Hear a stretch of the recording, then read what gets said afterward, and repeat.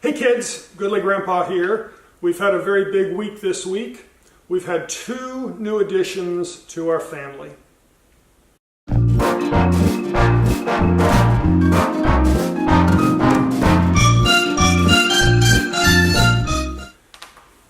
As I said, we had 2 new additions to our family. On November 15th, we welcomed our 6th goodly grandchild to the family. Her name is Juniper, and she was 8 pounds 9 ounces when she was born on November 15th. 8 pounds 9 ounces, 20 inches tall. So we're very excited to welcome Juniper to the family. Goodly Grandma is down helping our daughter and Weston, Jackie and Weston, with the new baby. So I'm sure she's having a great time holding that baby, her 6th grandchild, only our 2nd granddaughter. So we're very excited to have 2 beautiful grandchildren and 6 grandchildren total in the family. So the other addition that we had to the family was Preston. Preston married our youngest daughter, Charlene, on November 10th. So we're excited to welcome Preston into the family as well. We named him Preston because we already had a Weston. So Preston joined our family at 189 pounds 10 ounces and 164 inches tall. So we're very happy to welcome him as well. So it's been a bit of a week of my sons-in-law. Of course, Weston had his first daughter, Juniper. Preston married my daughter, Charlene. And then we don't want to leave out Joshua, who also had a big week as well. He was named, I think it was Young Attorney of the Year by the J. Reuben Clark Society. And they held a banquet in his honor, and he spoke at that banquet, and my daughter Jessica recorded his speech. So we're very excited about his accomplishments and his recognition as Young Attorney of the Year. So I would like to share that speech with you as well. Oh, and by the way, Joshua is an attorney, so I did get his verbal permission to post this on the internet. So just for the record, I have legal permission to post this on the internet from Joshua.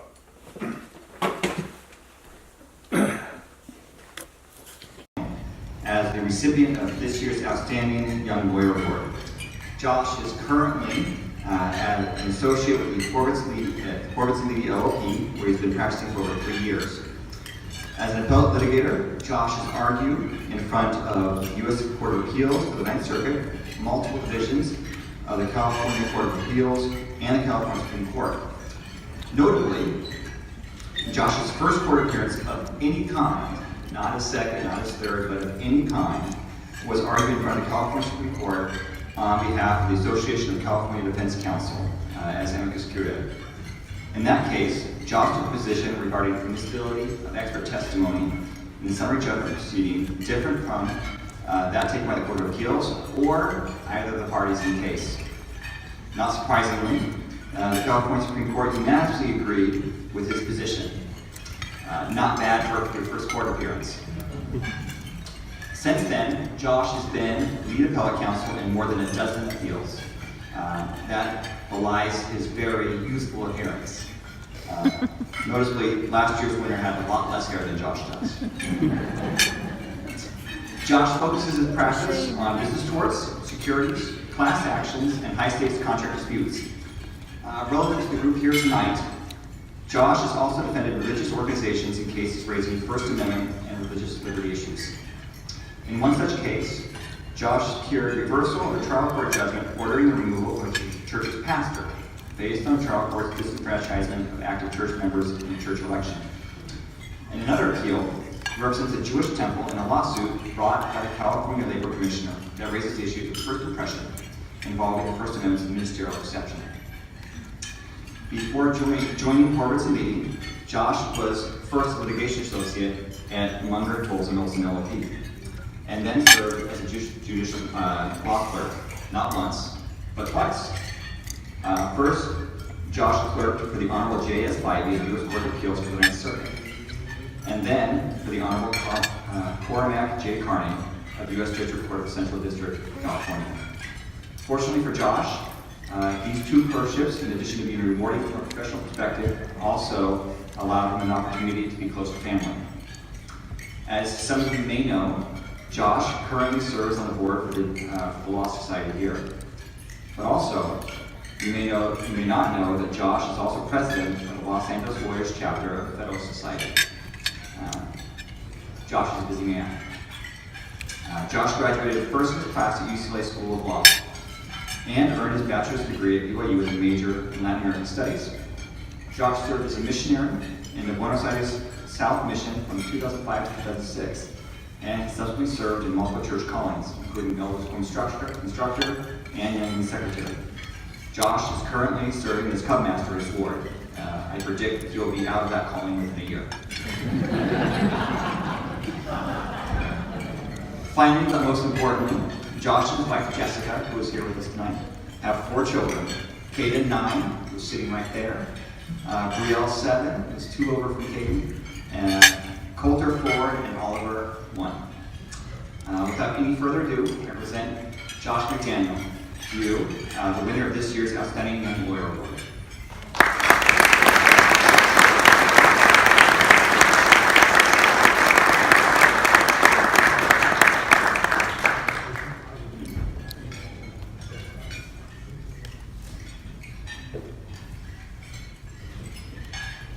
Thank you very much, Brandon. That was very kind.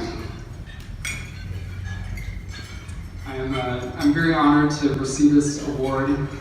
First, I'd like to thank my family. Jessica is here, my 2 oldest children, Caden and Brielle, and my parents who are also here, Kevin, Victoria, and Daniel.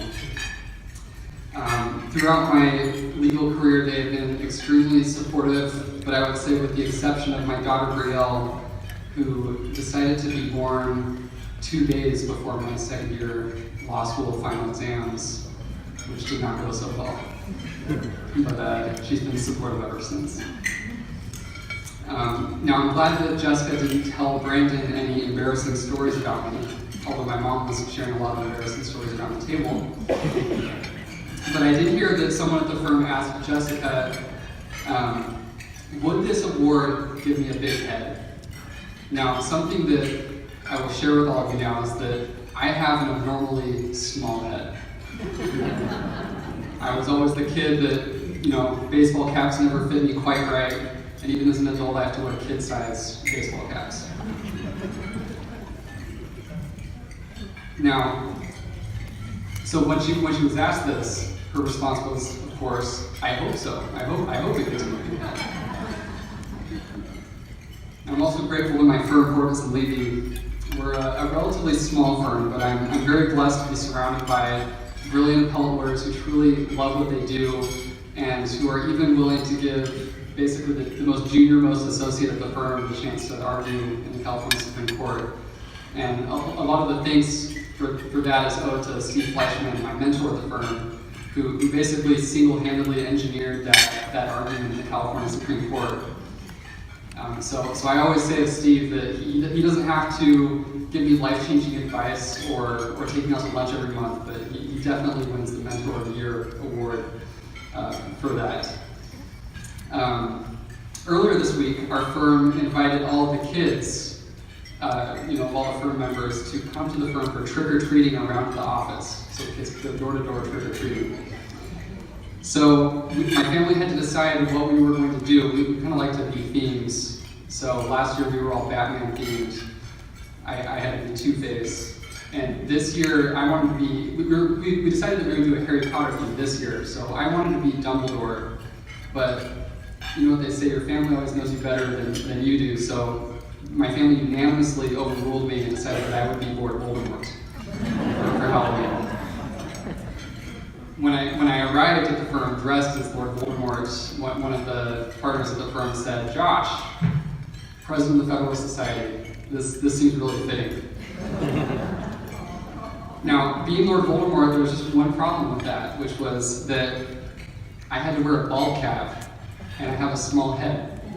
and those things don't go very well together. So let's just say that my wife had to apply a lot of hot glue to my head while my bald cap was already on my head to make sure that it fit snugly.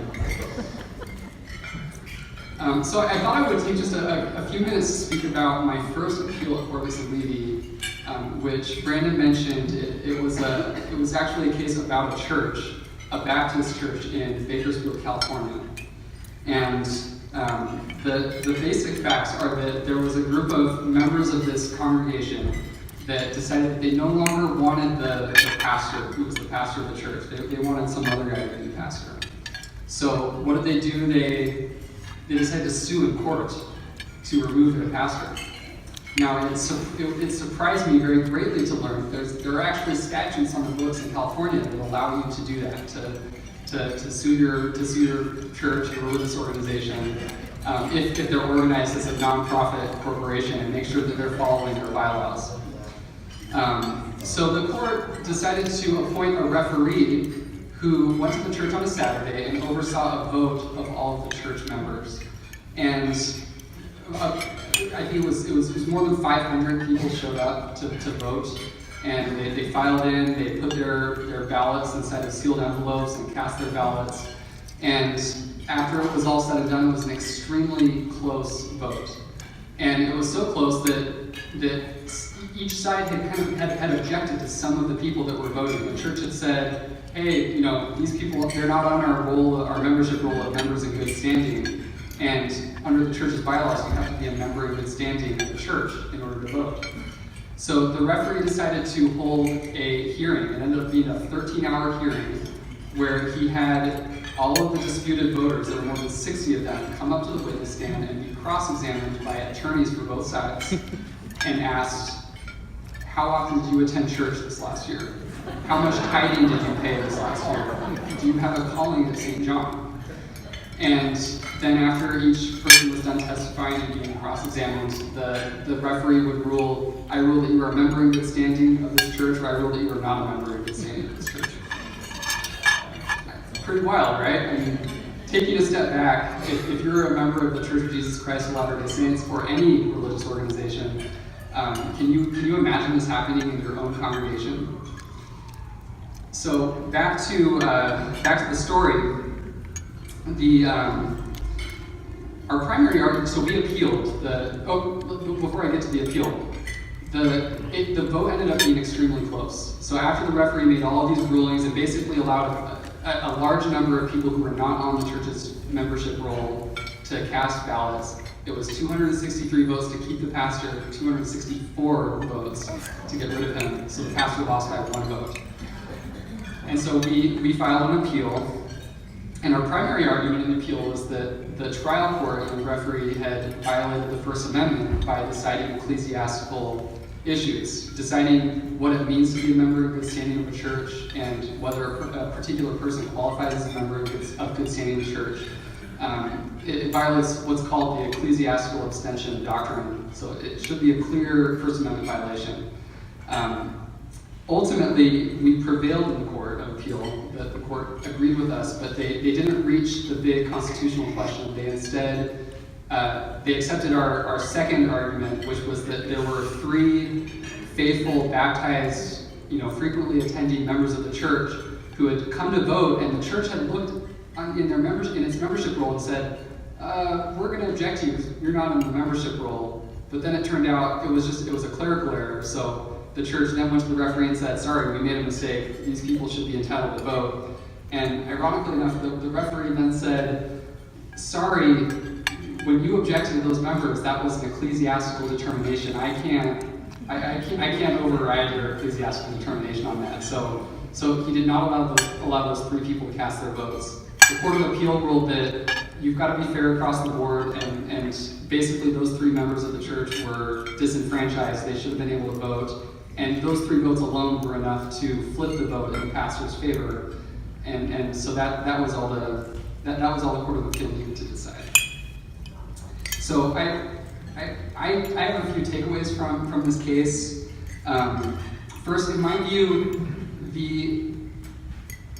the court's rejection of the church's membership role and the referee's attempt to decide ecclesiastical questions, fundamental ecclesiastical questions, that was a very fundamental constitutional violation. And in my view, the Court of Appeal really should have reached that First Amendment question. It really does seem like a very fundamental thing.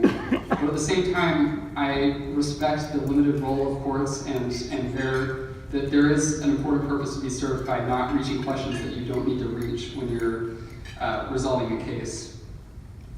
But at the end of the day, the Court of Appeal stepped in, they applied the law and they righted a wrong, and now the pastor of the church is able to continue doing his incredible spiritual mission, doing a lot of good work in Bakersfield. Second, I'm grateful to live in a country where the Constitution protects religious organizations. I really hope that the referee's hearing in this case was an outlier, that kind of thing would not happen again, but I feel confident that if it did happen again, the church in that case could go to court and could vindicate its right to decide ecclesiastical questions for itself. And finally, through it all, the pastor and the board of deacons of St. John, I felt were tremendous examples of standing up for what's right and standing up for what they believed in, but at the same time doing so in a Christ-like way. And one example of that was at the end of the case, the prevailing party is usually entitled to get all of their costs from the other side, which in this case were pretty big because the costs included all of the referee's fees for overseeing the vote and holding the 13-hour hearing and deciding all the issues that the referee decided. So the church was entitled to go after the petitioners to recover those fees and those costs, but they decided that the better approach was to not seek those and to seek reconciliation with the petitioners in the case. And so I think that's what it's all about. I think that's what our society is all about. And I think that more than ever, our profession stands to gain from the G. Irwin Clark Law Society's values of promoting fairness, virtue, and peacefully resolving cases through our personal religious conviction. And so with that, I would just like to thank everyone again, thank the society, and I'm deeply honored to receive this award, and I will not let it give me a big head. Thank you very much.